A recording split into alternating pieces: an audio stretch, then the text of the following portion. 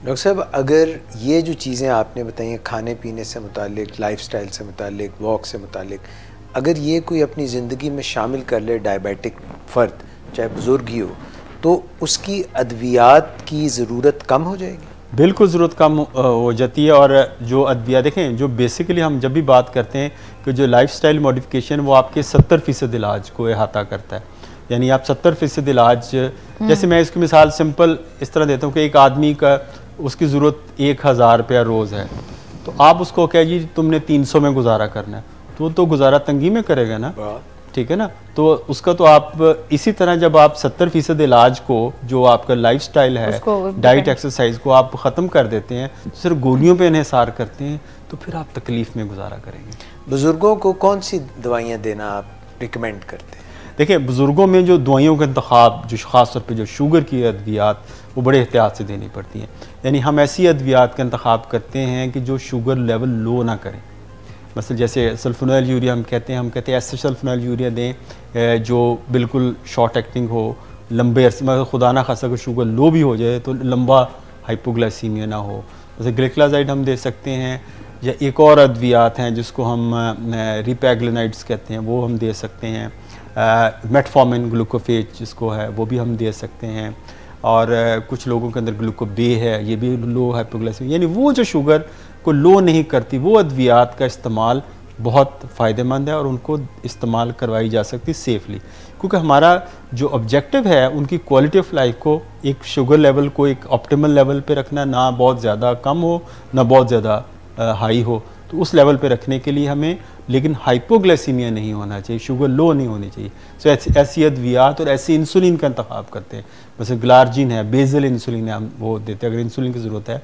अगर ज़रूरत पड़े तो हम बहुत लो डोज में हम इंसुलिन को शुरू करते हैं। तो मकसद यही है कि शुगर लो कम ना हो, तो वो हमारी ये सबसे बड़ी कोशिश ये होती है कि ऐसी अद्वियात दें जो शुगर कम ना करें।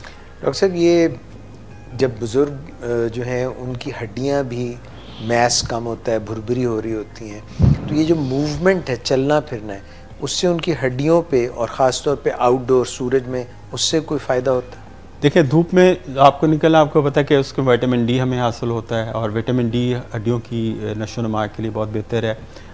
ख़ास तौर पे जो एल्डरली मोबाइल हैं, जो चलते फिरते हैं, उनकी हड्डियों में जो टूट फूट है वो कम होती है, यानी उनकी हड्डियाँ मजबूत होती हैं। जैसे हम एक बच्चे को, इसकी मिसाल ऐसे लें कि एक पालने में या पंघूड़े में रखें और उसको चलने ना दें, और एक बच्चा है जिसको हम चलाते हैं, तो और वो जूं उसको पकड़ के भी चलाते हैं, वो गिरता भी है फिर चलाते भी हैं, तो जूं चलने से उसकी हड्डियों में मजबूती और ताकत आती जाती है। तो इसी तरह जब हम चलते हैं, अगर हम एक बंदा बेड रिडन है, उसके अंदर उसका बोन लॉस ज़्यादा होगा, बोन उनकी कमज़ोर होती जाएंगी और फ्रैक्चर के चांस ज़्यादा होते जाएंगे।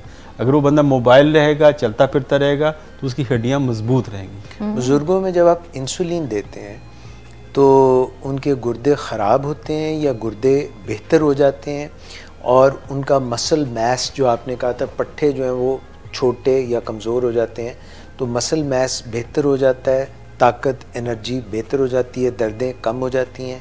क्या इंसुलिन असर अंदाज होता है? इंसुलिन का बड़ा अच्छा पॉजिटिव इफेक्ट होता है, लेकिन वो मसला है कि कोई ऐसी इंसुलिन हम ना दें जो शुगर को लो करे।